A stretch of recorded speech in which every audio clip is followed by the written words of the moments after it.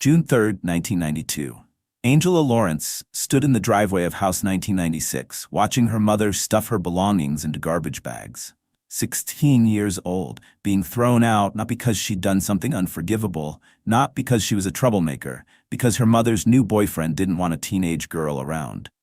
"You're practically an adult now," her mother said, unable to meet Angela's eyes. "Rick and I need our privacy. His daughter's moving in next month. There's no room for you." Angela's father had left when she was 8, abandoned them. Her mother remarried, moved Rick in 6 months ago. Rick had a daughter from his first marriage. She was getting the bedroom. Angela was getting the street. "Where am I supposed to go?" Her mother shrugged, pressed $175 into Angela's hand. "Figure it out. You're 16. That's practically grown. No hug, no apology, just $175 and garbage bags of clothes." Angela's older sister, Rachel, had run away at 17, 3 years earlier. Nobody had heard from her since. Nobody else to turn to. Grandparents were gone. Dad's family wanted nothing to do with them. Mom's brother lived in Oregon. Angela had $175 and nowhere to go. She picked up the bags, started walking, didn't look back, heard the door close behind her. That was it. Childhood murdered. At 16, Angela walked through Crestview, Nebraska. Small town, 2,800 people. Everyone knew everyone. By tomorrow, everyone would know Angela Lawrence got thrown out by her own mother. She sat on the steps of the public library, counted her money again. $175. That was everything. Her entire net worth, her entire future. The library closed at 6 p.m. Angela had nowhere to sleep. She walked to Memorial Park, found a bench, tried to make herself invisible. A teenage girl alone. Vulnerable, scared. The June night was warm, but she was shaking. Not from cold. Where do I go tomorrow? How do I eat? What happens to me? She spent that night on the park bench, barely sleeping, jumping at every sound. When dawn came, she was exhausted, terrified, and still had nowhere to go. Day 2. Angela walked to the Sunrise Diner, spent $4.50 on eggs and toast, made it last 2 hours. Sat in the corner booth trying to be invisible, trying to figure out what came next. A woman approached, Chinese American, maybe 60, weathered hands, kind eyes, slid into the booth across from Angela. "Where are your people, child?" Angela looked up. "What? Your people, your family, where are they?" Angela's eyes filled with tears. "I don't have people." The woman studied her, saw the garbage bags under the table, saw the exhaustion, saw the fear. "You slept outside last night." It wasn't a question. Angela nodded. "How old are you?" 16. The woman was quiet for a moment, looked at Angela like she was seeing something, remembering something. "My name is Margaret Chen. I run a vegetable farm outside town. Small operation. Just me now since my husband died. I need help. Can't pay much. $55 a week. You can have the room above the garage. 3 meals a day. Interested?" Angela stared at her. "Why would you help me?" "Because I lost my daughter 4 years ago. Cancer. She was 23. And because nobody should be on the street at 16. And because I see something in you. Determination. You're still sitting here, still thinking, still trying to figure it out. You haven't given up. That matters." Angela felt something crack open in her chest. "I don't know anything about farming. Neither did I when I started. You'll learn. Question is, do you want to work, or do you want to keep sleeping in parks?" Angela picked up her garbage bags. "When do I start?" "Right now. Finish your eggs. We've got tomatoes to plant." That's how Angela Lawrence became a farmhand at 16, sleeping in a room above a garage, working sunrise to sunset for $55 a week. Margaret Chen ran a struggling vegetable operation. 3 acres of tomatoes, peppers, squash, and beans. Small farmers market presence, barely breaking even. But Margaret was patient, treated Angela with dignity, taught her farming. Angela learned fast, planting, weeding, harvesting, operating equipment. Within 2 months, Margaret trusted her to manage the market stand alone. When Margaret went to town, Angela saved every penny, lived on almost nothing. After 3 months, she had saved $485. Still slept above the garage, still ate with Margaret, but she was building something. Not just money, purpose. One Saturday in September, Angela saw an ad in the Crestview Gazette. 1965 Ford 3000 tractor, needs work, $200 OBO. Call Calvin. Angela called, went to look at it. The tractor belonged to Calvin Miller, a 78-year-old farmer who'd stopped farming 3 years earlier. The Ford 3000 sat in Calvin's machine shed. 27 years old, hadn't run in 3 years. Flat tires, seized engine, rust everywhere, paint faded to primer gray, looked hopeless. "Why would a slip of a girl want this junk?" Calvin asked. "I'm going to fix it." "You know how to fix tractors?" "No, sir, but I'm going to learn." Calvin studied Angela, saw something, recognized something. "You're that Lawrence girl, the one who got kicked out by her mama." "Yes, sir." "That's rough. How old are you?" 16. "And you got $200 to spend on a broken tractor." "I saved it working for Mrs. Chen." Calvin thought about it, looked at this teenage girl standing in his shed, looking at a dead tractor like it was treasure. "Tell you what, I'll sell it to you for $150. Use the extra $50 for parts. You can fix it here in my shed. Take as long as you need. I'll teach you what I know. When it runs, you haul it away. Deal?" Angela couldn't believe it. "Why would you do that?" "Because any kid who gets thrown out at 16 and saves money instead of giving up deserves a break. And because that tractor deserves to run again. Been sitting too long. And because..." He paused. "Because I had a granddaughter about your age. She died 2 years ago. Car accident. You remind me of her. Determined, stubborn, refused to quit anything." Angela paid $150, shook Calvin's hand. Now she owned a tractor. A broken tractor. But her tractor. She spent every Sunday for the next 5 months working on it. Margaret helped sometimes, taught her what she knew. But mostly Angela figured it out herself. Library books on diesel engines, manuals from the farm supply store, trial and error, unseizing the engine, rebuilding the carburetor, replacing the fuel pump, fixing the hydraulics, cleaning the fuel tank, buying used tires at salvage, $38 for all 4. Mounted them herself with Calvin's guidance. Scraping rust, priming, painting. Ford Blue, $44 for paint. By February 1993, Valentine's Day, the tractor ran. Not perfect, smoked a little, made noise, but it ran, it worked. Angela was 17 now, had a tractor, had 7 months of farming experience, had $335 left in savings. Margaret Chen pulled her aside. "Angela, you've got something special. Work ethic, yes, but more than that. Vision. I want to make you an offer. I'll let you farm 15 acres of my land. You keep 60% of what you sell. Use your tractor. Borrow my other equipment. See if you can make it work." "Why would you do that?" "Because you remind me of myself at your age, and because I think you can do it, and because..." Margaret's voice softened. "Because you're the daughter I don't have anymore. And I want to see you succeed." Angela rented the 15 acres, planted vegetables that spring using her Ford 3000 and Margaret's borrowed equipment. Worked Margaret's farm during the day. Worked her own 15 acres early mornings and late evenings. That summer, Angela worked harder than she'd ever worked. 17 years old, farming 15 acres while working full-time on Margaret's farm, sleeping above a garage, living on almost nothing. The vegetables grew well. Good year, decent rain, no major disasters. Harvest came August through October. Heirloom tomatoes, butternut squash, green beans, bell peppers. Angela took them to the farmer's market, youngest vendor there. People looked at her skeptically at first. A teenage girl selling vegetables, but the produce spoke for itself. Quality, flavor, consistency. By October, Angela had regular customers. People who came specifically for her tomatoes, her squash, her beans. Season totals, $3,100 gross. After seeds, supplies, and Margaret's 40%, Angela netted $1,600.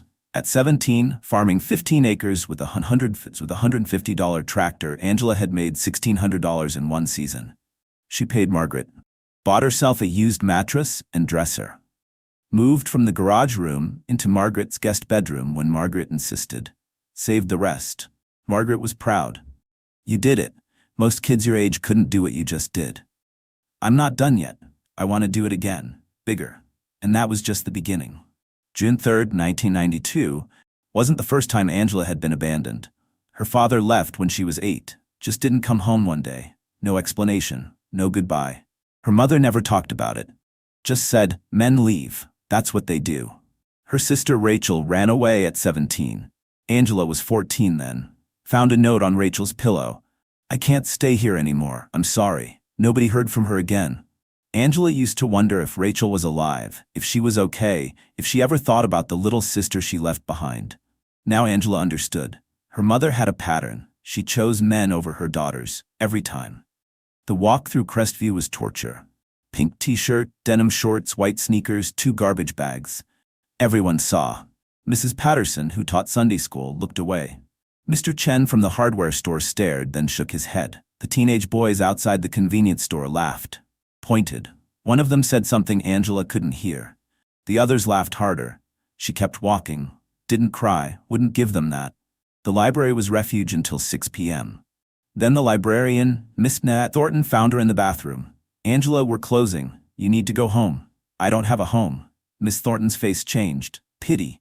Uncomfortable pity. I'm sorry, I can't let you stay here. She pressed a $10 bill into Angela's hand. Get something to eat. Memorial Park. The bench. The long, terrifying night. Every sound made her jump. Every shadow threatened. She was 16, alone, female. Vulnerable didn't begin to describe it. Dawn brought no relief. Just exhaustion and the same question. What now? The Sunrise Diner. $4.50 for breakfast. 2 hours in the corner booth. Then Margaret Chen slid into the seat across from her. Where are your people, child? Those 5 words broke something in Angela. The tears she'd been holding back for 36 hours came flooding out. 3 months of farming. Angela's hands blistered, then calloused, then became something else entirely. Hands that could work. Margaret paid her $55 every Friday. Cash. Angela spent $8 a week on necessities. Toothpaste, soap, 1 pair of work gloves when the first pair disintegrated. Everything else went into a coffee can hidden in her room. By September, she had $485, her entire net worth. More money than she'd ever had in her life. The Crestview Gazette classified section, Saturday, September 19th. She'd started reading it every week, looking for something. Didn't know what until she saw it. 1965 Ford 3000 needs work, $200 OBO. Call Calvin. Angela stared at that ad for 10 minutes. A tractor. She didn't know anything about tractors. Margaret had a small Kubota for the heavy work, but Angela had only driven it twice. This was crazy, but something pulled at her. Needs work, $200. She had $485. She could afford it. Barely. She called from Margaret's kitchen phone. A gravelly voice answered. Calvin Miller speaking. I'm calling about the tractor. Pause. How old are you? Does that matter? Might. Come see it. 4782 County Road 18. Bring cash if you're serious. The address was 6 miles out. Margaret drove her. Didn't ask why. Just drove. Calvin Miller's farm looked tired. Peeling paint, sagging fence. The machine shed door hung crooked. Calvin himself was 78, maybe 80, wearing overalls and a faded John Deere cap. He studied Angela with sharp blue eyes. You're the girl staying with Margaret Chen? Yes, sir. The one who got kicked out. Angela's jaw tightened. Yes, sir. He led her into the shed. The Ford 3000 sat in the back corner. Blue paint faded to gray. Flat tires, rust streaking down the sides. The seat was cracked leather and exposed foam. It looked dead. Hasn't run in 3 years. Engine seized. Probably shot. Why would a slip of a girl want this junk? Angela walked around it, touched the cold metal, saw herself in it, discarded, left to rust, considered worthless. Because I need to prove I can fix something that's broken. Calvin went still, looked at her differently. That's the first honest thing anyone said to me in months. He was quiet for a moment. I had a granddaughter, about your age. Died 2 years back, car accident. She was stubborn like you, didn't take no for an answer. He pulled out a rag, wiped his hands. Tell you what, I'll sell it for $150. Use the extra $50 for parts. You can work on it here in my shed. Take as long as you need. I'll teach you what I know. When it runs, you take it. Deal? Angela couldn't breathe. Why? Because any kid who gets thrown out at 16 and saves money instead of giving up deserves a shot. And because that tractor deserves to run again. Been sitting too long. And because... His voice cracked slightly. Because my granddaughter never got to prove what she could do. Maybe you will. Angela counted out $150 in 5s and 10s. Her hands shook. This was insane. She was investing almost a third of everything she had in a dead tractor. Calvin took the money, handed her the key. A single key on a worn leather strap. She's yours now. Don't make me regret this. I won't, sir. Angela stood there after Calvin left her alone. Stood in the shed with her tractor.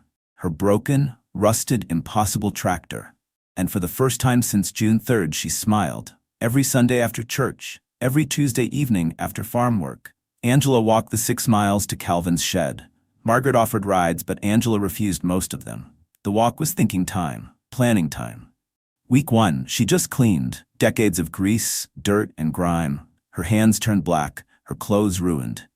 She didn't care. Underneath the filth was a machine. Her machine. Week 2, Calvin taught her to make lists. Every part, every problem, every solution they could think of. The notebook filled with Angela's careful handwriting. Seized engine, corroded fuel tank, shot hydraulics, electrical system dead, missing parts. The list was overwhelming. One problem at a time, Calvin said. You don't rebuild a tractor in a day. Week 3, she started on the engine, pulled the spark plugs, poured penetrating oil into each cylinder. Let it soak, waited, tried to turn the crankshaft. Nothing. It was welded solid by rust and time. More oil, more waiting, more trying. Calvin's neighbor stopped by week 5. Looked at Angela under the tractor, wrench in hand, oil in her hair. Girls don't belong under tractors, Calvin. What are you teaching her? Angela heard it, said nothing. But that night she worked an extra hour. Week 9, early November. Angela tried the crankshaft again. It moved.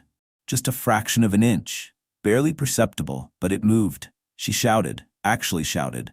Calvin came running from his house thinking something was wrong. It moved. The engine moved. Calvin grinned. Keep at it. You're close. Week 12, the pistons broke free. The engine turned completely. Angela sat on the cold concrete floor and cried. Not from sadness, from proof. Proof she could do this.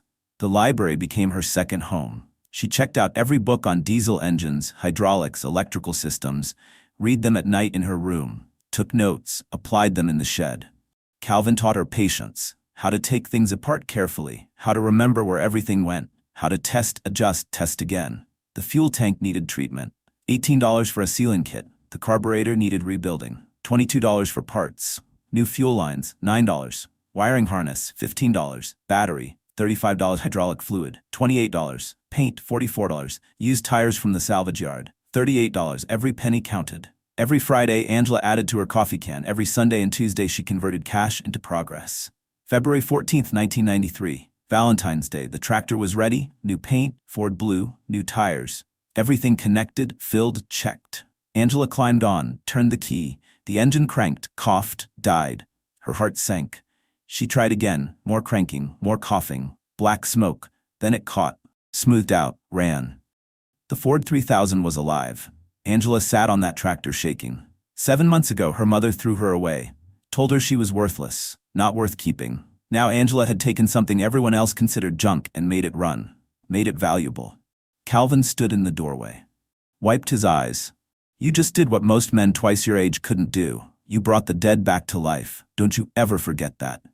Total investment, $285. Restored value, $3,200. But Angela didn't care about the money. She'd proven something more important. She could take broken things and make them whole, including herself. March 1993, Margaret made her offer over breakfast. I have 15 acres sitting fallow, too much for me to manage alone. You farm it. Keep 60% of what you sell. Use your tractor. Borrow what else you need. Angela stared at her coffee. Why would you do that? Because you fixed that tractor. Because you show up every day. Because I think you can do this. Margaret paused. And because I need to see you succeed, for both of us. Spring planting started April 1st. Angela drove her Ford 3000 pulling Margaret's disc harrow. 17 years old, operating farm equipment, preparing soil. The tractor ran rough but steady, smoked a little, made noise, but it worked. She planted heirloom tomatoes, Cherokee purple, brandywine, green zebra, butternut squash, provider green beans, California wonder peppers, crops. Margaret taught her people actually wanted. The schedule was brutal, 5 a.m. to 8 a.m. on her 15 acres. 8 a.m. to 6 p.m. on Margaret's main operation, 6 p.m. to dark back on her land. 7 days a week through growing season. Margaret taught her organic methods, no chemicals, crop rotation, companion planting, marigolds with tomatoes to repel aphids, basil between peppers. She taught pest management, hand-picking tomato hornworms, diatomaceous earth for slugs, row covers for beetles. Angela learned by doing, made mistakes, planted squash too close together, lost a row of beans to poor drainage, learned, adjusted, tried again. August brought the first tomatoes. Angela picked a Cherokee purple, still warm from the sun, bit into it. Juice ran down her chin. It tasted like possibility. The Crestview Farmers Market, first Saturday in August. Angela set up her table. Youngest vendor by 20 years. The other farmers watched her with skepticism bordering on amusement. "Where's your mother, honey?" one asked. "Dead," Angela lied. Easier than the truth. By 10 a.m., she'd sold out of tomatoes. People tasted them, came back for more, brought friends. Quality spoke louder than age. September added squash and peppers. October brought the last of the beans. Angela kept meticulous records in her notebook. Every sale, every expense. Seeds, $285. Supplies, $340. Margaret's share, $875. Final numbers, $3,100 gross, $1,600 net profit. 17 years old, 6 months of work, $1,600. Angela sat in Margaret's kitchen staring at the numbers. This was real. She could actually survive doing this. Not just survive, build. Margaret watched her from the stove. "The guest room is yours if you want it. Stop sleeping above the garage. You've earned better." Angela moved her few belongings that night. Not much, but more than 2 garbage bags. She had a tractor, she had land to farm, she had money in the bank. She had Margaret. She had a future she'd built with her own hands. 1994, Angela applied for organic certification. The paperwork was endless, the inspection invasive, the fees painful. $450 she didn't want to spend. But certified organic meant premium prices. Worth it. 1995 brought the flood. June thunderstorms. The creek jumped its banks, half her crops drowned in muddy water. Angela stood in the ruined field, watching weeks of work disappear under brown water. She was done. Finished. Couldn't do this anymore. Margaret found her there at sunset. Didn't say anything for a long time. Then, farmers fail when they forget we work with nature, not against it. You can't control rain. You can only adapt. Angela planted a fall crop, salvaged the season. 1996, she read about CSAs in Modern Farmer magazine. Community-supported agriculture. Customers pay upfront for a season's produce. Farmers get predictable income. She started with 30 families, $400 each, $12,000 guaranteed before she planted a single seed. 1997, someone broke into her equipment shed, stole tools worth $600, her best shovel, her broad fork, her harvest knives. Angela reported it. Nothing came of it. She bought used tools at farm auctions, rebuilt what was stolen. 1998, she was farming 45 acres. 2 farmers markets, 75 CSA families, making $28,000 a year. Living expenses were minimal. She saved everything else. By January 1999, she had $16,500 in the bank, more money than she'd ever imagined. Then the Kowalski farm came up for sale. Old man Kowalski died. His kids didn't want it. 120 acres, $52,000. Angela walked that land for hours. Good soil, southern exposure, water access, perfect. First National Bank, loan application. The loan officer, Dan something, looked at her like she was wasting his time. "You're 23, single, female, we don't typically finance. I have $16,500 down. I gross $28,000 annually. I've never missed a payment on anything." "Miss Lawrence, farming is risky, especially for..." The door opened. Patricia Huang, vice president, stepped in. "What's the holdup?" Dan explained. Patricia looked at Angela's financials. "This is solid. Approve it." "But..." "Did I stutter?" Margaret co-signed anyway. "Land is freedom, Angela, especially for women. Own land. Nobody can take your security. $16,500 down. $35,000 loan at 7.5%. 10 years. $418 monthly. Closing day March 15, 1999. Angela was 23, owned 120 acres. That evening she walked her land. Her soil touched the earth. Lay down in the field as the sun set. "This is mine. Nobody can take this. Nobody can throw me away from this." She drove her Ford 3000 onto her own property, parked it in her own shed. 7 years ago, garbage bags and $175. Now, 120 acres and a future. July 2001, farmer's market. A man stopped at Angela's table. Asian, early 30s, kind eyes. "Aunt Margaret talks about you constantly. I'm James Chen. Margaret's nephew, agricultural engineer from Lincoln, visiting for the summer. He came back every Saturday, bought tomatoes he didn't need, asked questions about organic farming, finally asked her to dinner. First date, Angela was brutally honest. "I don't know if I can be a good mother. I don't know what that looks like." James didn't flinch. "You know exactly what not to do. That's half the battle. The rest is just showing up." They married May 2002. Simple ceremony. Margaret cried through the whole thing. Lily arrived September 2003. Angela held her daughter and felt terror like she'd never known. What if she failed? What if she became her mother? Margaret moved into the farmhouse guest room. You need help. I need purpose. We're family. Rose came June 2006.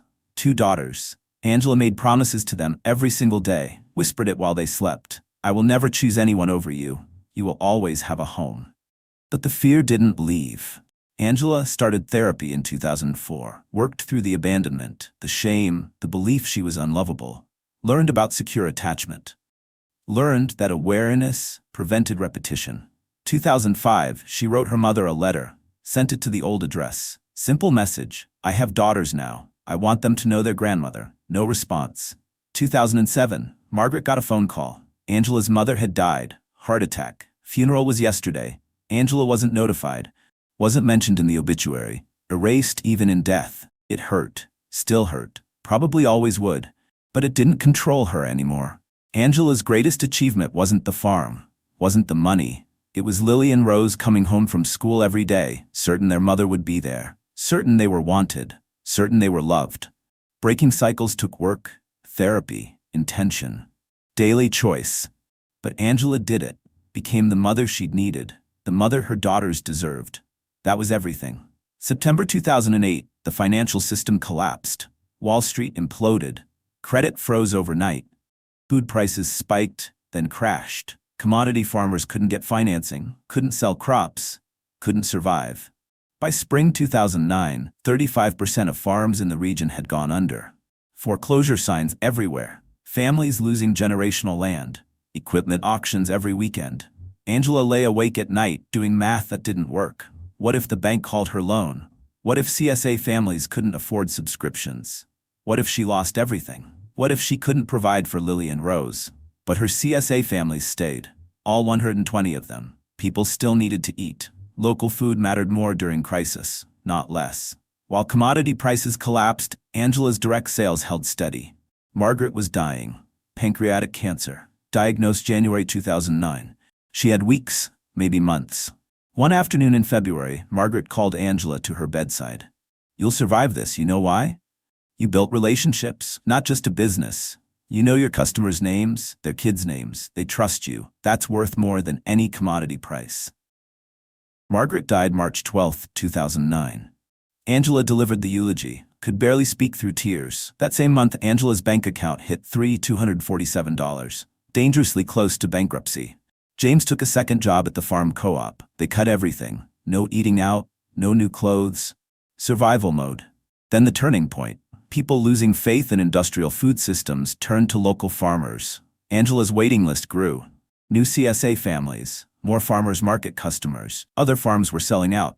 The Hendersons, the Schmidts, the Johnsons. Land going for 40% below 2007 prices. Angela bought 80 acres from the Hendersons for $96,000. Another 60 from the Schmidts for $68,000. Used the crisis to expand while others contracted.